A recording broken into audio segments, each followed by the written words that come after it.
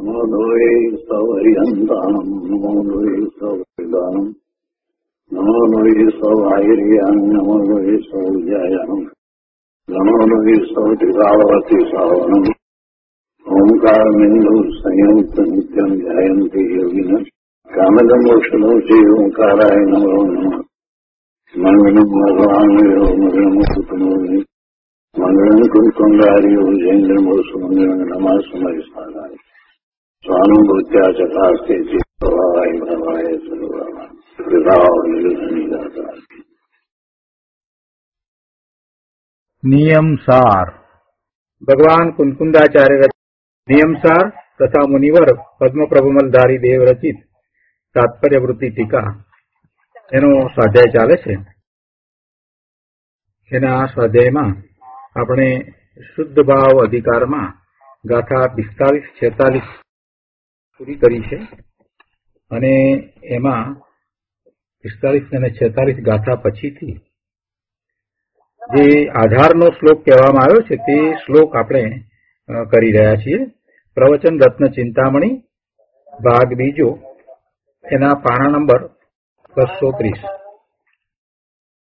અહીંયા વાત એ ચાલી રહી છે કે કર્મ અને આત્મા એ બંને ગતિ કરે છે, છતાંય એ બંને એકબીજાનું કારણ થતા નથી. આત્માની ગતિની સાથે કર્મની પણ ગતિ થાય છે. એટલે આત્માની સાથે સાથે છતાં પણ આત્માના કારણે કર્મ ગતિ કરતા નથી. એવી રીતે કર્મના કારણે આત્મા ગતિ કરતો નથી. પદ્મનંદી પંચવિસંતિમાંથી આ ગાથા લેવામાં આવી અને એ ગાથામાં એમ કહેવામાં આવ્યું કે કર્મ અને આત્મા સાથે સાથે છે, છતાં પણ એ એકબીજાના કારણે કોઈ ગતિ કરતું નથી. અને એમાં પછી પ્રશ્ન થયા કે કર્મને છોડવાની વાત કરી તો કે બંને જુદા જ છે, તો પછી ક્યાં કોઈને ગ્રહ્યો છે તો છોડવાનો પ્રશ્ન જ ઉપસ્થિત થાય છે. અને પછી ફરી પાછો કોઈએ પ્રશ્ન કર્યો કે આત્માની પાછળ પાછળ એટલે કે આત્માની સાથે સાથે, પાછળ પાછળ કહેતા આત્માને અનુસરીને, પણ છતાંય એમ નથી કે આત્મા કર્મને લઈ જાય છે અથવા તો કર્મ આત્માને લઈ જાય છે, એમ નથી. એટલે અહીંયા કહે છે ગુરુદેવ કે આત્માની સાથે સાથે છતાં પણ આત્માના કારણે કર્મ ગતિ કરતા નથી, પરંતુ પોતાથી જ ગતિ કરે છે. અને અહીંયા એ શબ્દ હતો કે અનુગતિ મત, એટલે તેની પાછળ પાછળ એમ છે, અર્થાત તેને અનુસરીને, એટલે સાથે સાથે. ગુરુદેવ કહે છે કે જ્યાં તત્વે તત્વ, દરેક તત્વ, તત્વે તત્વ એટલે દરેક તત્વ, આ તત્વ, બીજું તત્વ, ત્રીજું તત્વ બધા જુદા જુદા છે. દ્રવ્ય બધા જુદા જુદા છે. એક દ્રવ્યથી બીજું દ્રવ્ય જુદું છે. તો પછી ત્યાં કયા દ્રવ્યને કયા દ્રવ્ય સાથે સંબંધ છે? કોઈ દ્રવ્યને કોઈ દ્રવ્ય સાથે સંબંધ નથી. તેને કોની સાથે સંબંધ? કોઈની સાથે સંબંધ નથી. દરેક તત્વ પોતાના ગુણ અને પર્યાયોથી અલંકૃત છે. દરેક દ્રવ્યમાં અનંત ગુણ, અને આ દ્રવ્યના ગુણ, બીજા દ્રવ્યના ગુણ, ત્રીજા દ્રવ્યના ગુણ, એ દરેકના ગુણ એના એ જ પ્રમાણે રહે. એવું ન બને કે બે દ્રવ્ય જોડે જોડે હોય, સાથે સાથે હોય, તો એક દ્રવ્યના ગુણ બીજામાં વ્યાપી જાય. એવું તો બને નહીં. તો પછી કર્મ અને આત્મા સાથે રહ્યા, તો પછી કર્મ જડ, તો જડના ગુણ ચેતન એવા આત્મામાં ક્યાંથી વ્યાપે? અથવા તો આત્માના ગુણ કર્મમાં ન વ્યાપે. આ વાતને દ્રઢ કરાવવી છે. મૂળ તો આચાર્ય ભગવાનનો આશય એ છે. એટલે કહે છે કે એક દ્રવ્ય બીજા દ્રવ્યનું કાંઈ ન કરે. એક દ્રવ્ય જે છે તે પોતે પોતાના ગુણો અને પર્યાયોથી અલંકૃત છે, એટલે એનાથી સહિત છે. દરેક દ્રવ્ય પોતાના ગુણોથી સહિત છે, પણ બીજાના ગુણથી રહિત છે. બીજાના ગુણથી રહિત છે. એટલે આ અલંકૃત શબ્દ જે છે, એ અલંકૃત શબ્દનો અર્થ આવો છે કે સહિત છે. અને બીજી રીતે કહેવું હોય તો એમ કહીએ કે કોઈ પણ દ્રવ્ય પોતાના ગુણોથી અને પર્યાયોથી જ શોભે છે. એની ઉપર બીજાના ગુણ ને પર્યાય તમે લાગુ પાડવાનો પ્રયત્ન કરશો ને તો એ થશે નહીં, શોભતું નથી.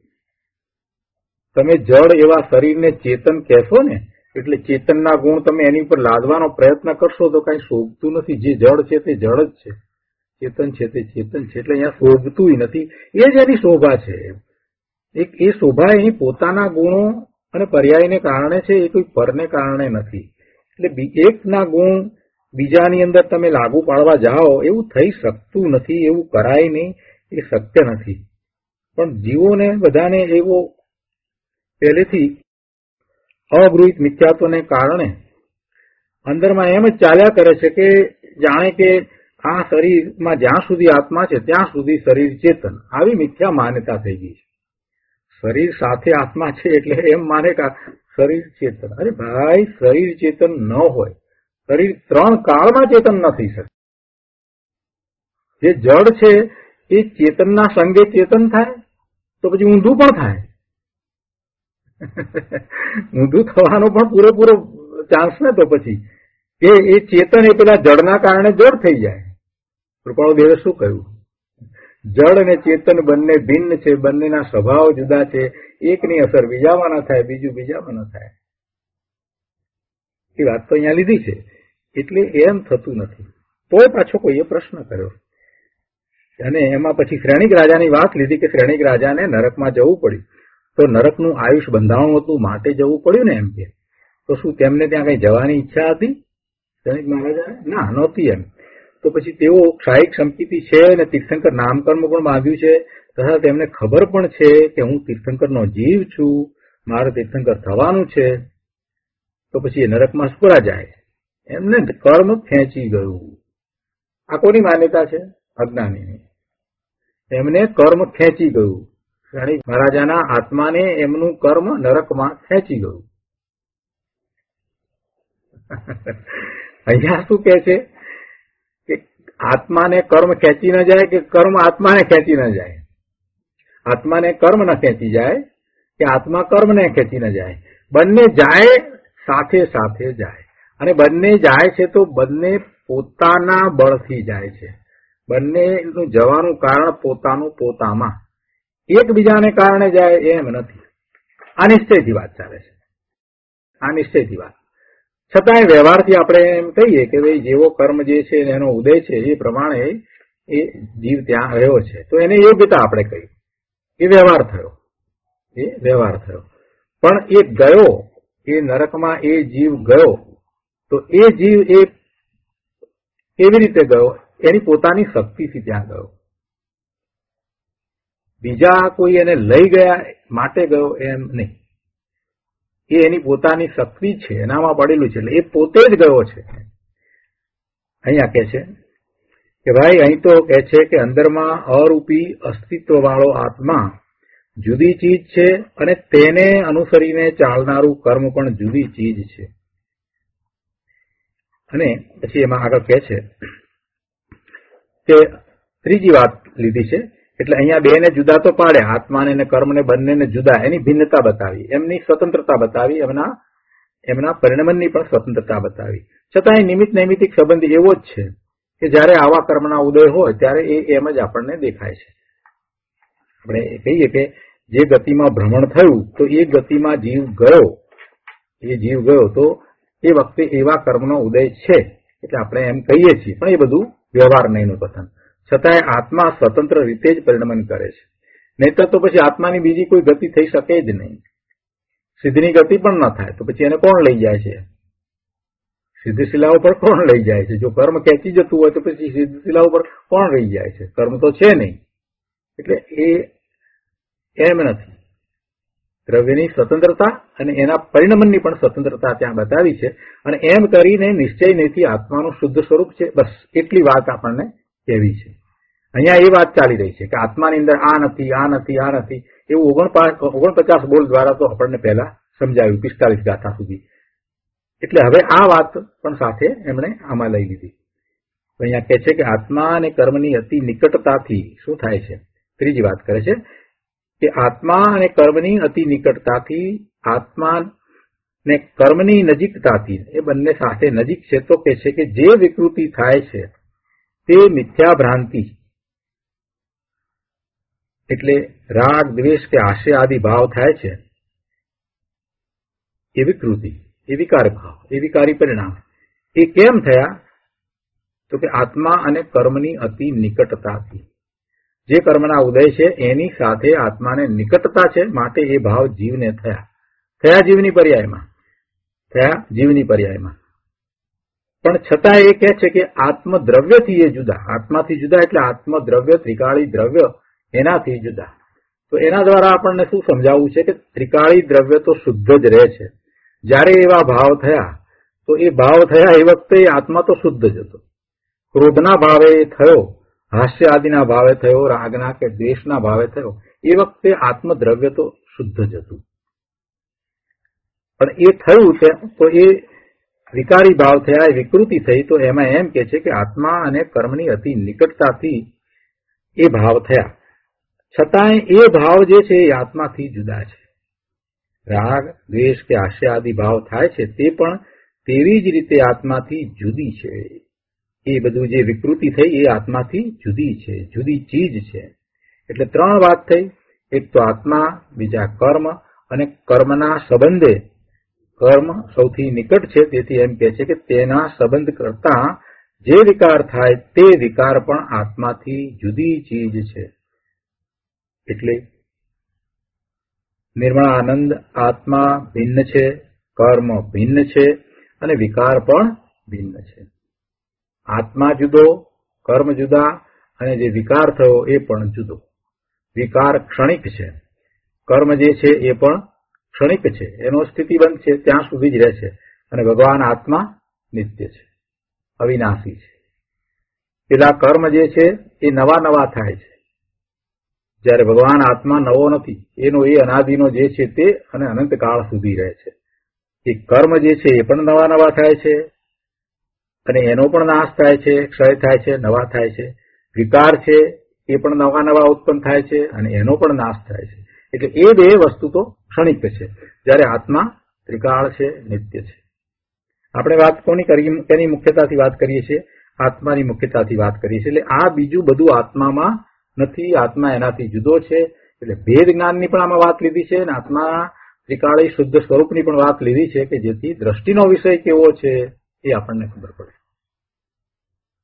હવે અહીંયા પણ કોઈએ પ્રશ્ન કર્યો કે આ ત્રણ જુદા છે, તો કે ક્યારથી આ ત્રણ જુદા હશે,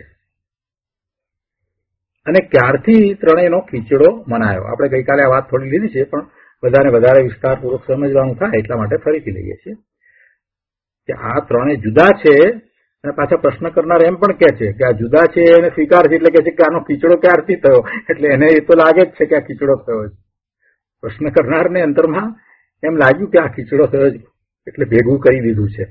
તો આ ક્યારથી જુદા છે, અને આ ત્રણેયનો ખીચડો મનાયો, એટલે આ ખોટી રીતે ભેગા મનાયા છે એમ છે. એમ ગુરુદેવ એનું સમાધાન આપતા કહે છે કે અનાદિથી આ ત્રણેય જુદા છે, અને અનાદિથી જ તેણે ખીચડો માન્યો છે. કોણે? અજ્ઞાનીએ એમ માન્યું છે કે આત્મા અને કર્મ અને એને લીધે થઈને થતો જે રાગ દ્વેષનો ભાવ એ બધું પોતા રૂપે છે. ક્રોધ ભાવે થયો છે તો એ પોતે ક્રોધ ભાવે થયો છે, અને પોતાનો ક્રોધ છે. ભાઈ, તારા સ્વરૂપમાં ક્રોધ નથી, તારા સ્વરૂપમાં એવો ગુણ નથી કે જેથી ક્રોધ થાય. જે કોઈ વિકારી પરિણામ થયા હોય, રાગના, દ્વેષના, ક્રોધના, હાસ્યના, જે પણ પરિણામ થયા છે એ વિકારી પરિણામ તારા કોઈ ગુણને કારણે નથી. એટલે એ તારું સ્વરૂપ નથી, એ તારાથી જુદી ચીજ છે, એ ક્ષણિક છે. પછી જયારે દ્રષ્ટિનો વિષય બતાવવો હોય શુદ્ધ, ત્યારે એ પરિણામને એમ કે એ પૂતગળના છે. વાસ્તવમાં આપણે જાણીએ છીએ કે પૂતગળના નથી. પરિણામ જીવને થયા, એની પર્યાયમાં થયા, અને એની પર્યાયમાં થયા એટલા માટે જે બંધ પડ્યો, કર્મનો બંધ પડ્યો, ભાવ કર્મ બંધાયા, આશ્રવ થયા અને ભાવ બંધાયા, એ બધું એની પર્યાયમાં થયું. તે છતાં એમ કે પૂતગળના પરિણામ, એ પૂતગળના. તો શુક્ર પૂતગળના કે છે એટલા માટે કે દ્રષ્ટિનો વિષય ત્રિકાળ શુદ્ધ છે એ એમ બતાવો છે, એટલે પછી એને પૂતગળના કરી અને જુદા કરી દીધા. થયા છે એની પર્યાયમાં, થયા છે એના અપરાધને કારણે, આત્માના અપરાધને કારણે એવા પરિણામ થયા છે. શું અપરાધ છે? અપરાધ શું છે? તો કે પોતે પોતાના સ્વરૂપથી ચ્યુત થયો અને પરનું લક્ષ કરી અને એમાં રહ્યો. માત્ર પરને જાણ્યું હોત તો કાંઈ વાંધો ન હતો, પણ પાછો આગળ વધ્યો. પરને જાણતો જાણતો એમાં આગળ વધ્યો, એમાં ઇષ્ટ અનિષ્ટ બુદ્ધિ કરી, એટલે એવા વિકારી પરિણામ થયા. તો એ એનો દોષ, અને એ અપરાધને કારણે જે પરિણામ થયા છે એ ક્ષણિક છે. એટલે ત્યાં દ્રષ્ટિનો વિષય બતાવવો છે ત્યારે એમ કહ્યું કે એ પરિણામ આત્માના નહીં, એ પૂતગલના, એમ કરીને એને ગૌણ કર્યા. તો એ પરિણામ આત્માના નથી, કર્મ છે એ પણ આત્માના નથી. એ જ રીતે કેમ કે એની પર્યાયમાં કર્મ બંધાયા છે. આપણે જાણીએ છીએ કે એના ભાવને કારણે ભાવ બંધ થયો, બધું એને થયું, તો કર્મ પણ એની પર્યાયમાં એને બંધાયા. તે છતાંય એમ કહેવામાં આવે કે એ પણ એના નથી. કઈ અપેક્ષાથી? કે મૂળ દ્રવ્ય તો ત્રિકાળ શુદ્ધ રહ્યું, તો શુદ્ધ રહ્યું તો પછી એ એનું નથી. જો એ એનું હોય તો જાય નહીં. જે ત્રિકાળ એનું રહે એને જ એનું કહ્યું. આત્માનું જે હંમેશા કાયમ ત્રિકાળ રહે એ આત્માનું, અને જે આત્માથી જે જુદું પડી શકે એ બધાને કાઢી નાખ્યું. તો કે સિદ્ધની પર્યાયમાં ક્યાં હોય છે કર્મ? નથી ને? તો કે નથી. સિદ્ધની પર્યાયમાં વિકારી પરિણામ નથી ને? તો કે નથી. તો એ બધું આત્મામાં ન હોય. જયારે પ્રશ્ન થાય કે આ આત્માના કહેવા કે આત્માના ન કહેવા, ત્યારે સિદ્ધને હોય એવો પ્રશ્ન પૂછવો, અને જે જવાબ મળે એટલે એના ઉપરથી નક્કી થઈ જાય કે આ આત્માના છે કે નથી. આ સહેલી રીત. એટલે આત્મદ્રવ્ય, ત્રિકાળ જે શુદ્ધ રહેતું દ્રવ્ય છે એના એ છે કે નહીં એમ થઈ જાય. પછીનો સંબંધ આપણે જોડવાનો કે તો પછી આ થયું એ કેવી રીતે થયું, શા માટે થયું? તો કે એ પરિણામ રૂપે થયું, એ ક્ષણિક થયું. એમાં કારણ એવું હતું કે આત્માએ પોતે એ વિકાર કર્યો, પોતે પોતાના સ્વભાવ ભાવે ન રહ્યો, પરલક્ષ્ય થયો, માટે એ બધું થયું. એ એનો જવાબ. પણ ત્રિકાળી દ્રવ્ય કેવું છે, જે લક્ષ કરવાનું છે, જેનું લક્ષ કરવાનું છે એ કેવું છે, એ શુદ્ધ છે, એને જયારે શોધવા નીકળ્યા છે ત્યારે એમ જ પૂછવાનું કે સિદ્ધને આ હોય? ના, ન હોય તો પછી ત્રિકાળી શુદ્ધ દ્રવ્યને પણ એ ન હોય. એટલે કર્મ પણ ન હોય, વિકાર પણ ન હોય. અહીંયા એની વાત છે, એની મુખ્યતાથી વાત કરવામાં આવી છે. હવે અહીંયા કે છે ગુરુદેવે એક વાત અહીંયા લીધી છે કે અનાદિથી આ ત્રણેય જુદા છે, અને અનાદિથી જ એને જીવે, અજ્ઞાની જીવે એને ભેગા માન્યા છે, એકમેક માન્યા છે, પણ એમ વસ્તુ નથી. પછી એક બીજી વાત કે છે કે તારે લઈને પૈસા આવ્યા નથી. જીવને આ પૈસા આવે ને એટલે એને એમ લાગે કે મારા પ્રયત્નથી આવ્યા, હું જોબ કરું એટલે પૈસા આવ્યા, અથવા તો મેં મહેનત કરી એટલે પૈસા આવ્યા. તો કે છે કે તારે લઈને પૈસા આવ્યા નથી. અહીં એ પૈસા તારે લઈને રહ્યા નથી, તેમજ એ તારે કારણે કઈ વપરાતા પણ નથી, પરંતુ એ પૈસા તો પૈસાના કારણે આવ્યા છે. પૈસા દ્રવ્ય જુદું છે, તું આત્મા છો, અને જ્યારે એ પૈસા જવાના છે ત્યારે જાય છે. હવે તે ઉપરાંત અહીંયા એમ કે છે કે પોતે આત્મા કર્મના બંધનમાં નિમિત્ત હતો, તો પણ કર્મ તો કર્મના કારણે આત્માની પાછળ પાછળ જાય છે. આ વધારે સ્પષ્ટ કર્યું. કર્મના બંધનમાં પોતે નિમિત્ત હતો. કર્મ બંધાયા કેવી રીતે? ભાવ કર્મ થયું તો એમાં એને એવો વિકારી ભાવ થયો, શુભ કે અશુભ ભાવ થયો, ભાવ કર્મ બંધાયું, એના નિમિત્તે દ્રવ્ય કર્મ પણ બંધાયું. તો એ થયું છતાંય એમ કે છે કે એ કર્મ જે છે એ એનાથી જુદું છે, અને એ આત્માની સાથે જાય છે. પણ આત્મા એ કર્મને લઈ જાય છે કે કર્મ આત્માને લઈ જાય છે એમ નથી. એટલે આટલી બધી સમજ આપ્યા પછીથી હવે કાંઈ બીજું ન રહ્યું. એટલે કોઈએ એમ કહ્યું કે ભાઈ આ તો ગુરુદેવ, આ તો નિશ્ચયની વાત થઈ ગઈ, આ તો નિશ્ચયની વાત થઈ, વ્યવહારથી કાંઈક બીજું હશે કે નહીં હોય. હજી એને કાંઈક એમ કે જુદું આવે તો ઠીક. ગુરુદેવ કહે છે ભાઈ, વ્યવહારથી બોલાય કે આત્માએ કર્મ બાંધ્યા, પણ એમ છે નહીં. બોલાય તો એમ જ. શું બોલાય? કે આત્માએ કર્મ બાંધ્યા, પણ એમ છે નહીં. આત્માએ કર્મ બાંધ્યા અને જેવા કર્મ બાંધ્યા તેવા ભોગવવા પડશે, આવું બધું વ્યવહારથી બોલાય. એ બધી વ્યવહારની વાતો છે. ખરેખર તો આત્મા ક્યાં કર્મ બાંધે છે? આત્મા ક્યાં કર્મ બાંધે છે? આત્મા તો વિકારને કરે ને તેને ભોગવે, અર્થાત પોતાની દશામાં, પોતાના અસ્તિત્વમાં પોતાનું કરવા પણ હોય, પણ બીજાના અસ્તિત્વમાં તેનો પ્રવેશ ક્યાં છે કે જે પરને કરે ને પરને ભોગવે? કર્મ જુદી ચીજ છે, એને આત્મા ન બાંધી શકે. કર્મ બંધાય, જીવના ભાવ એવા છે તો એવા જડ કર્મ બંધાય, અને એવા જડ કર્મને આત્મા બાંધતો નથી, પણ એ જડ પરમાણુઓ કર્મને રજકણો પોતે સ્વયં બંધાય છે, અને એવું બંધાવામાં નિમિત્ત કારણ તરીકે જીવના જે ભાવ થયા છે તે છે. પેલા જડ કર્મ બંધાય એમાં કર્મને રજકણો બંધાય, એ જુદી જુદી જાતના કર્મને રજકણો હોય, જેટલી કર્મની પ્રકૃતિ છે એ પ્રકારના કર્મને રજકણો હોય એવા એ બંધાય, અને કેટલા પ્રમાણમાં બંધાવું એ બધું એને કારણે, સ્થિતિબંધ વગેરે જે થાય બધું એને કારણે. નિમિત્ત તરીકે આત્માના ભાવને આપણે લઈએ, બસ એટલું. પણ આત્મા એને બાંધે એમ નહીં. જો એ જ રીતે આત્મા બાંધે એમ ન લીધું તો પછી એને ભોગવે એમ પણ નહીં. ભોગવે પોતાના પરિણામને, વિકારને ભોગવે. વિકાર કરે ને, વિકાર એ પોતે પોતાના પરિણામ જે કરે છે તો વિકાર રૂપ પરિણામ કરે છે, અને ભોગવે છે તે વિકારને ભોગવે છે, બાકી કર્મને ભોગવતો નથી. થોડી સૂક્ષ્મ વાત છે પ્રભુ, પણ વાત તો એમ જ છે. ખરેખર આત્મા શેને ભોગવે? રોટલી દાળ ભાત શાકને આત્મા ભોગવી શકતો નથી. રોટલી દાળ ભાત શાક જે છે એ જુદું દ્રવ્ય, શરીર જુદું દ્રવ્ય, એ બેનો જે સંયોગ થવો એ જુદી વાત, અને આત્માને ભાવ થવો એ જુદી વાત. આત્મા એના ભૂખના ભાવને ભોગવે, ભૂખના દુઃખને ભોગવે, પણ રોટલી દાળ ભાત શાકને આત્મા ભોગવી શકે નહીં. એ રીતે કોઈ પણ પર પદાર્થને આત્મા ભોગવી શકે નહીં. જે ભોગવવાપણું જે છે એ એના ભાવનું ભોગવવાપણું છે, અને એવું ભાવનું ભોગવવાપણું જે છે, એવું ભાવનું જે ભોગવવાપણું જે છે એ પણ એક સરખું રહેતું નથી. વિકારી ભાવને આત્મા એક સરખો ભોગવી નથી શકતો. આત્મા શેને એક સરખું ભોગવી શકે? તો આ પોતાના સ્વરૂપમાંથી આવતા આનંદને એક સરખું ભોગવે, એટલે અવ્યાબાદ આનંદને એ ભોગવે. પોતે એવી પોતાની પૂર્ણ શુદ્ધ દશા પ્રગટ કરે ને પછી અંદરમાંથી આવતો અવ્યાબાદ આનંદ, ઈશ્વર ભગવાનને એવો અવ્યાબાદ આનંદ હોય, જેમાં વિક્ષેપ પડે ને, એક સરખો આવે.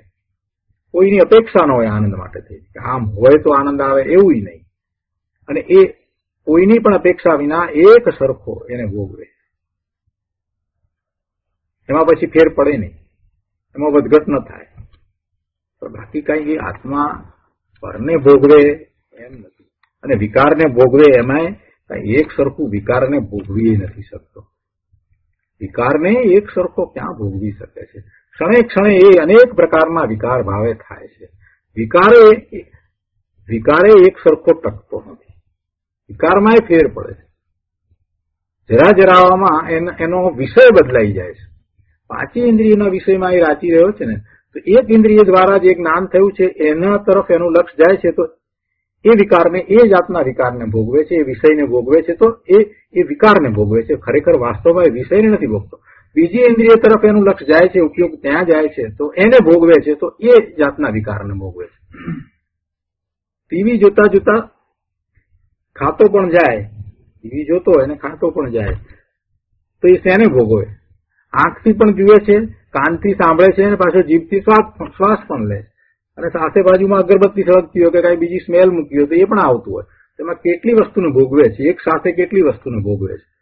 એક સાથે એક પણ વસ્તુને ભોગવતો નથી, માત્ર એ જુદી જુદી જગ્યાએ એનું લક્ષ જાય છે. એ જ્યાં એનું લક્ષ જાય છે એના સંબંધીનો જે એને વિકારી ભાવ છે એને એ ભોગવે છે.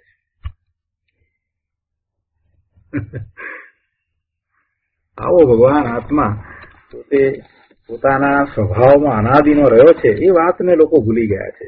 એનું કોઈ લક્ષ કરતું નથી કે પોતે સ્વભાવથી શુદ્ધ છે, જ્ઞાન સ્વરૂપ છે, આનંદ સ્વરૂપ છે.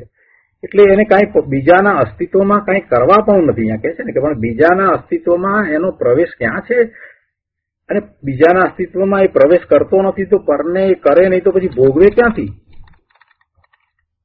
સરસ વાત મૂકી છે, દલીલ કેટલી સરસ મૂકી છે. પરને કરે નહીં તો પછી પરને ભોગવે નહીં. આગળ કહે છે કે વળી કાળ, ક્ષેત્ર આદિ જે છે તે પણ આત્માથી જુદા છે. કાળ અને ક્ષેત્ર આદિ બધું આત્માથી જુદું છે. જેટલા રજકણ પરમાણુ છે તેમજ આ બધા ધર્માસ્તિકાય, અધર્માસ્તિકા આદિ જે દ્રવ્ય કયા એ બધા આત્માથી જુદા છે.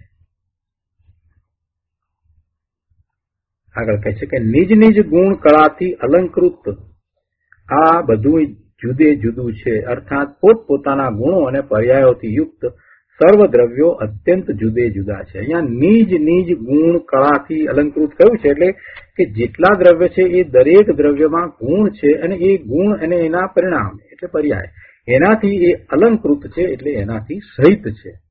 દરેક દ્રવ્ય પોતાની શક્તિરૂપ ગુણ અને તેના પર્યાયથી એનાથી જ અલંકૃત છે, બીજાથી નહીં. પણ પરનો પર્યાય અહીં પોતાનામાં આવતો નથી કે પરના પર્યાયમાં પોતે જતો નથી. એ વાત સાચી. પરનો પર્યાય પોતાનામાં નથી આવતો કે પરમાં પોતે જતો નથી. પરના પર્યાયમાં પોતે જતો નથી. પરના પર્યાય એની પરની અવસ્થા બદલાય, અહીંયા બદલાય, એની અંદર આત્મા જાતો નથી. દરેક દ્રવ્ય નિજ નિજ ગુણ કળાથી એટલે કે ગુણ અને પર્યાયથી અલંકૃત છે.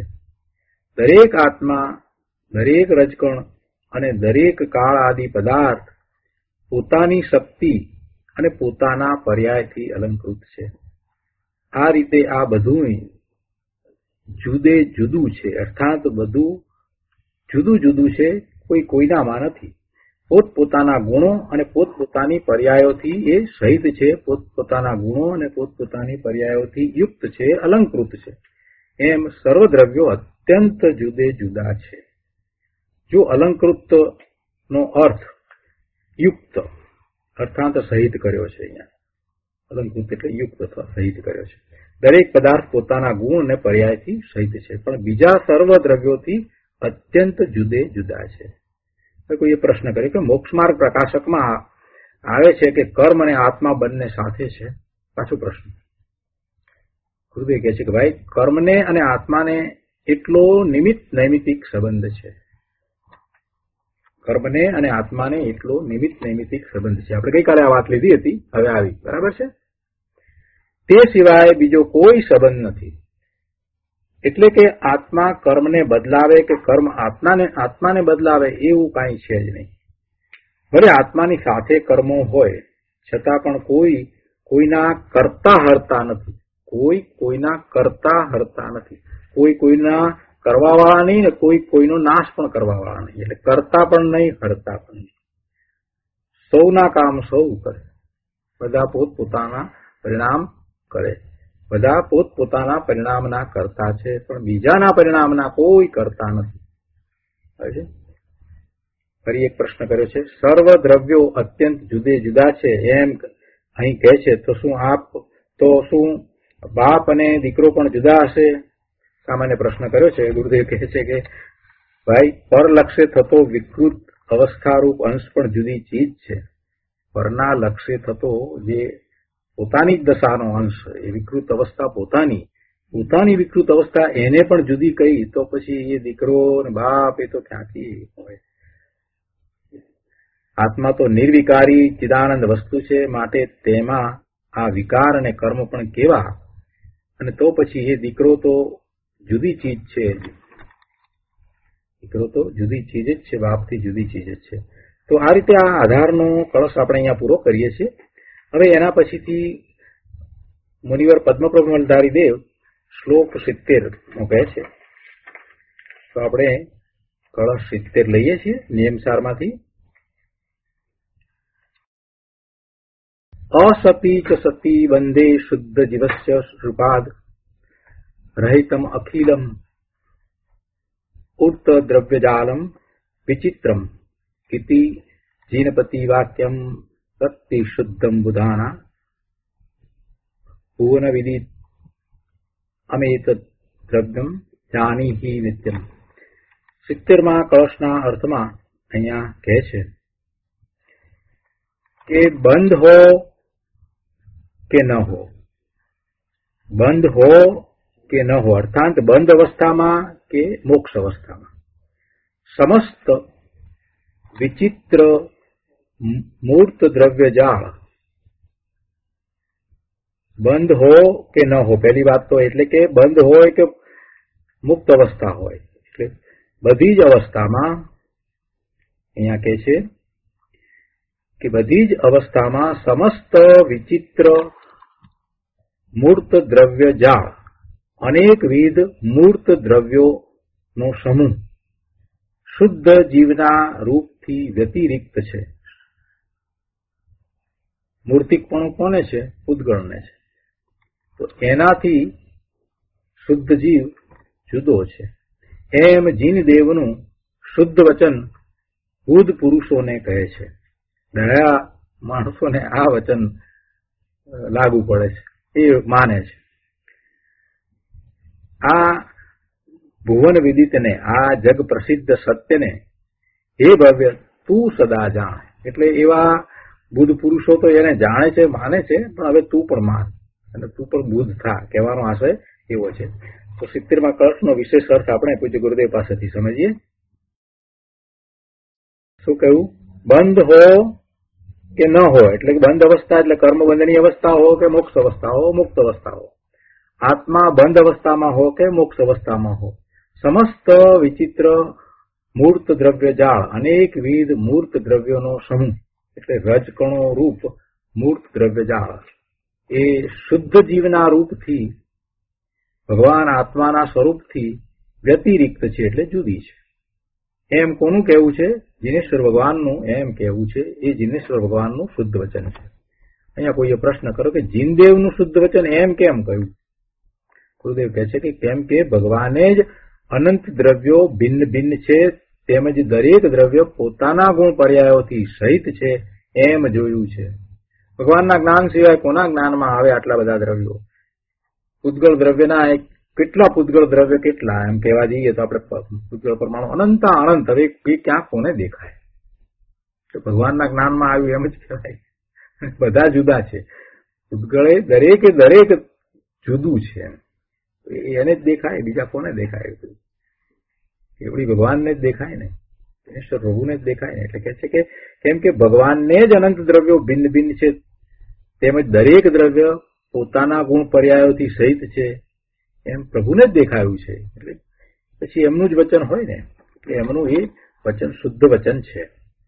તે જીનદેવનું શુદ્ધ વચન બુદ્ધ પુરુષોને કહે છે. ભગવાન જ્ઞાનીને એમ કહે છે કે રજકણે રજકણ જુદા છે, વિકારે વિકાર જુદો છે, અને આત્મા એ આત્મા પણ જુદા છે. દરેક આત્મા પણ જુદા, વિકાર પણ જુદો, રજકણો પણ જુદા, બધું જુદું છે. અને બધાનું પરિણમન જે થાય છે એ બધું જુદું છે, કોઈ કોઈના કારણે નથી. આ અવિકારી ભગવાન આત્મા પણ વિકાર આદિથી જુદો છે. આમ જીનદેવનું શુદ્ધ વચન બુદ્ધ પુરુષોને કહે છે. હજી પૂર્ણ દશા નથી થઈ અને સાધક દશા છે ત્યારે પણ એ વિકારથી જુદો છે. હજી સમ્યક્ત્વ પણ પ્રગટ નથી કર્યું, સમ્યક્ત્વ પણ પ્રગટ નથી કર્યું, અને હજી મિથ્યાત્વ સહિત છે અને વિકાર થાય છે, ત્યારે એ ભલે માને કે પોતે વિકાર સહિત છે, પણ ખરેખર એ વખતે પણ એ વિકારથી જુદો છે. અજ્ઞાન અવસ્થામાં પણ ખરેખર એ વિકારથી જુદો છે. એને નથી સમજ, પણ એ વિકારથી જુદો છે. પ્રભુ તો જાણે છે કે એ વિકારથી જુદો છે. જ્ઞાન અવસ્થામાં એ વિકારથી જુદો છે. બંને અવસ્થામાં એ જાણતો હોય કે ન જાણતો હોય એ વિકારથી જુદો છે. એટલે કહે છે કે બુદ્ધજનો તો જાણે છે, જ્ઞાની ધર્મી તો જાણે છે કે પોતે વિકારથી જુદા છે, પણ જે નથી જાણતો એને કહે છે કે હવે તું સમજ, તારે સમજવાની જરૂર છે કે તું વિકારથી જુદો છે. આવું શું સમજાવવું પડે? આવું સમજાવવાની શું જરૂર? ન સમજાવ્યું તો ન ચાલે. પ્રભુ ત્યાંથી તો ધર્મની શરૂઆત થાય છે કે પોતે વિકારથી જુદો શુદ્ધ છે એવો નિર્ણય થાય, પોતાનું સ્વરૂપ શુદ્ધ છે તો જ ધર્મની શરૂઆત છે. નહીં તો ધર્મ ક્યાંથી કરશે? પોતે ત્રિકાળ શુદ્ધ રહે છે અને પોતાનું ત્રિકાળ શુદ્ધ સ્વરૂપ છે એને પર્યાયમાં પ્રગટ કરવા માટે સમર્થ છે. પોતાનું ત્રિકાળ શુદ્ધ સ્વરૂપ ક્યારેય કોઈ રીતે ખરડાયું નથી, બગડ્યું નથી, મલિન થયું નથી. આ તો મોટી વાત છે. એ તો ધર્મ કરવા માટેનું મોટામાં મોટું કારણ જ એ છે. 11મી ગાથામાં એ વાત જ આવી ને, 11મી ગાથાના ઉદાહરણમાં એ તો વાત આવી કે પાણી એ કાદવ વાળું છે, કાદવ વાળું છે. એટલે આ કાદવ ને પાણી જે છે એને જેને જુદા ન માન્યા, એક રૂપ માન્યા, એ તો આગળ ચાલ્યો ગયો. પણ જે ડાયો બુદ્ધિશાળી જે હતો એને એમ જોયું કે આ પાણી છે અને એની સાથે આ માટી છે. પાણી અને માટી બે એને જુદા દેખાયા. આમાં પાણી છે અને માટી સાથે રહી છે. માટી ને પાણી એકરૂપ થયા નથી. આ ડાયો માણસ એટલે એને એમાં કતક ફળ આપણે ફટકડી વાપરીએ છીએ. એ મૂક્યું નાખ્યું એટલે એ માટી નીચે બેસી ગઈ ને પાણી જુદું આવ્યું. તો આ તો મૂળ કારણ છે કે પાણી પાણી રૂપે જ રહ્યું છે, માટી રૂપ થયું જ નથી. એટલે તો એમાંથી પાણી પ્રાપ્ત કરી શકાયું. આ ઉદાહરણ ત્યાં 11મી ગાથામાં આપ્યું છે. ભૂતાર્થ, ભૂતાર્થ છે તે જ સત્યાર્થ છે, નિશ્ચયાર્થ છે. શું છે ભૂતાર્થ? શું છે ભૂતાર્થ? પોતાનું ત્રિકાળી શુદ્ધ સ્વરૂપ. એ શુદ્ધ સ્વરૂપ ક્યારેય કોઈ કર્મથી ખરડાયું જ નથી. એનાથી જુદું જ છે. કર્મરૂપ માટી જુદી અને ભગવાન આત્મા જુદો. પણ એ ફટકડી નાખવાની જરૂર છે. એ જ્ઞાનરૂપી ફટકડી અંદર નાખે તો તરત જ ખ્યાલ આવે કે આ જ પોતે ભગવાન આત્મા જુદો અને આ જુદું છે. એ પેલું જુદું પાડી શકાય છે, જુદું પાડી શકાય છે. એટલે બુદ્ધ પુરુષોને જયારે આ વાત સમજાયેલી છે તો બીજાઓને પણ કહે છે કે ભાઈ તું પણ હવે એ વાતનો નિર્ણય કર કે દરેક આત્મા જુદા છે અને આ વિકારથી આત્મા જુદો છે, તું શુદ્ધ છો. એવો નિર્ણય થશે તો તું એ શુદ્ધ આત્માનું લક્ષ્ય કરીશ ને. જ્યાં સુધી તારા આત્માની શુદ્ધતાનો તને વિશ્વાસ નથી આવતો, તું ભગવાન આત્મા સિદ્ધ સમાન શુદ્ધ છો એવો તને વિશ્વાસ નથી આવતો, તો પછી પુરુષાર્થ ક્યાંથી થવાનો છે? પ્રાપ્તિનો તને વિકલ્પ નહીં આવે કે શુદ્ધ સ્વરૂપની પ્રાપ્તિ કરું. તું ભગવાન ભગવાન ભગવાન કર્યા કરીશ. એટલે અહીંયા કહે છે કે આમ જીનદેવનું શુદ્ધ વચન બુદ્ધ પુરુષોને કહે છે કે અવિકારી ભગવાન આત્મા પણ વિકારથી જુદો છે. આત્મા અને રાગ જુદા. રાગ આત્મામાં નથી, આત્મા રાગમાં નથી. આના ઉપર વિચાર કરવાનો. સોગાણીજીએ આખી રાત એના ઉપર વિચાર કર્યો કે આત્માથી રાગ જુદો. અને સમ્યક દર્શન લઈ અને સવારે ઉભા થયા. આગળ કહે છે અહીંયા કે આ ભુવન વિદિતને કહે છે કે આ તો જગ પ્રસિદ્ધ છે. જ્યાં ભગવાને અનંત દ્રવ્યો કયા ત્યાં આ તો પ્રસિદ્ધ જ છે કે દરેક દ્રવ્યના ગુણ અને પર્યાય પોતાથી છે અને પરથી નથી. નહીતર અનંતતા એટલે અનંતપણું પછી રહે જ નહીં. દરેક દ્રવ્ય જુદું અને દરેક દ્રવ્યના ગુણ પર્યાય બધું એનાથી છે એમ ન સ્વીકારીએ અને બીજા દ્રવ્યથી છે તો પછી બીજું દ્રવ્ય આ દ્રવ્ય ઉપર જો અસર કરે તો પછી અનેક દ્રવ્ય ઉપર અસર કરે. કોઈ એક દ્રવ્ય એ નામના દ્રવ્ય ઉપર અસર કરે તો બી નામના દ્રવ્ય ઉપર પણ અસર કરે, સી નામના દ્રવ્ય ઉપર પણ અસર કરે, બધા દ્રવ્ય ઉપર અસર કરી જાય. તો એક દ્રવ્યની અસર નીચે બધા જ પરિણામે એવો અર્થ થઈ ગયો. તો પછી અનંતતા રહેશે જ નહીં. અનંતપણું ક્યાંથી પછી રહે? એકપણું થઈ જાય. આ દ્રવ્યના અંદરમાં બધા આવી જાય અને એ પ્રમાણે બધા વર્તવા મળે તો અનંતપણું રહે નહીં. અનંતપણું જ રહે નહીં. તો આ જગત પ્રસિદ્ધ સત્યને હે ભવ્ય તું સદા જાણ. જો કોઈ વખતે આત્માને પરથી ભિન્ન જાણ અને કોઈ વખતે તેને પરથી એકપણે જાણ એમ નથી કહ્યું, પણ ભિન્ન છે એમ સદા જાણ એમ કહ્યું છે. કોઈ વખતે એને પરથી સહિત જાણ એમ ક્યારેય નથી કહ્યું. પરથી ભિન્ન છે તો પરથી ભિન્ન જાણ એમ જ કહ્યું છે. કેમ કે કોઈ વખતે પણ આત્મા તે પર આત્મા અને પર એક છે એમ છે જ નહીં. ત્રણ કાળમાં એમ નથી. એવું અનેકાંત થતું જ નથી. કોઈ વખતે કથનચિત આત્મા પરથી સહિત પણ હોય ના, એવું અનેકાંતનું સ્વરૂપ નથી. નિગોદના એક શરીરમાં અનંત આત્માઓ હોવા છતાં દરેક આત્મા જુદા છે. એક જ શરીર, એટલું નાનું શરીર, એની અંદર એટલા બધા આત્માઓ અને છતાં દરેક આત્મા પોતે પોતાનું અસ્તિત્વ રાખીને રહ્યા છે. અને દરેક આત્મા એ વખતે પણ અનંત ગુણ સહિત જ છે. એ વખતે પણ એ અનંત ગુણ સહિત પોતાના સર્વ સામર્થ્ય સહિત છે. ભલે પર્યાયમાં એનો ઉઘાડ નથી, પણ અંદર ત્રિકાળી દ્રવ્ય છે તો એવું જ છે. નિગોદના એક શરીરમાં અનંત આત્માઓ હોવા છતાં દરેક આત્મા જુદા છે. એકે એક દરેક રજકણે રજકણ અને એકે એક આત્મા એ આત્મા પણ જુદા જુદા છે.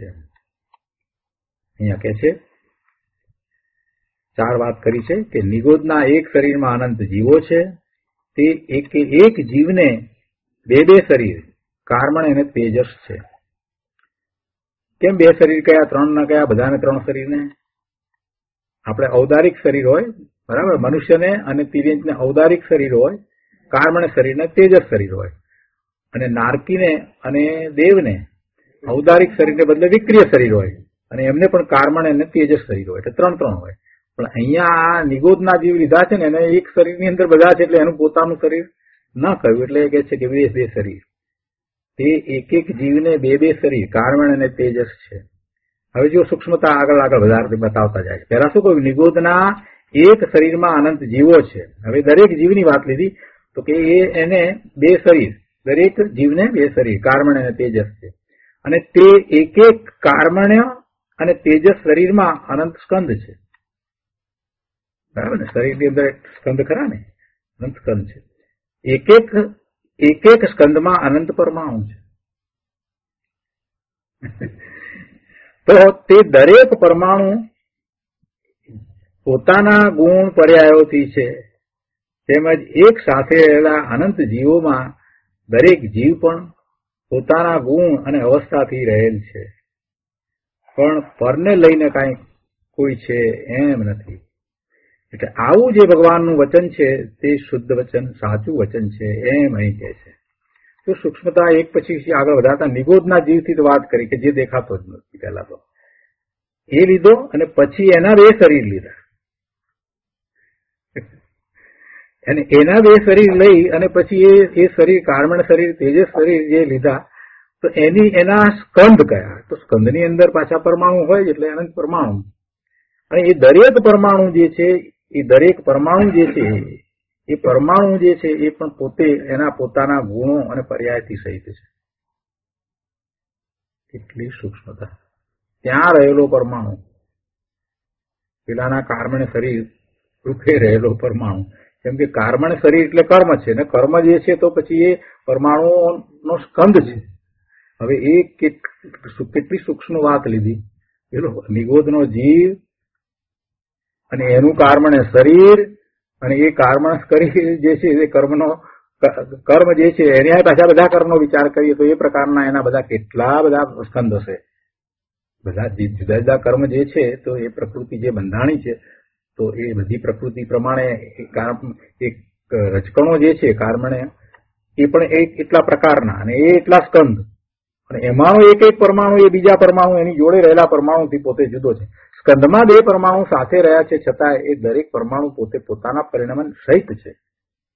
સ્કંદમાં રહેલા બે પરમાણુ બાજુમાં છે તો પણ એ દરેક પરમાણુ પોતે પોતાના પરિણામ સહિત છે અને પોતાના ગુણ સહિત છે. આટલી બધી સૂક્ષ્મતા ભગવાનના જ્ઞાન સિવાય બીજે ક્યાંય આવી શકે નહીં. દરેક પરમાણુ પોતાના ગુણ પર્યાયોથી છે. તેમજ એક સાથે રહેલા અનંત જીવોમાં ના દરેક જીવ પણ પોતાના ગુણ અને અવસ્થાથી રહેલ છે. કોઈને કારણે રહેવું જ નથી. ત્યાં રહેલા એ નિગોદના શરીરમાં એ દરેક જીવ પોતે પોતાનાથી છે, પણ પરને લઈને કાંઈ નથી. આ કેટલી બધી સ્વતંત્રતા બતાવી, દ્રવ્યની સ્વતંત્રતા બતાવી દીધી. આપણે તો એમ માનીએ છીએ કે આને કારણે આ થાય ને, આને કારણે આ થાય ને, આને કારણે આ થાય. અહીંયા તો કે છે કે કાંઈ કોઈને કારણે કાંઈ થતું જ નથી.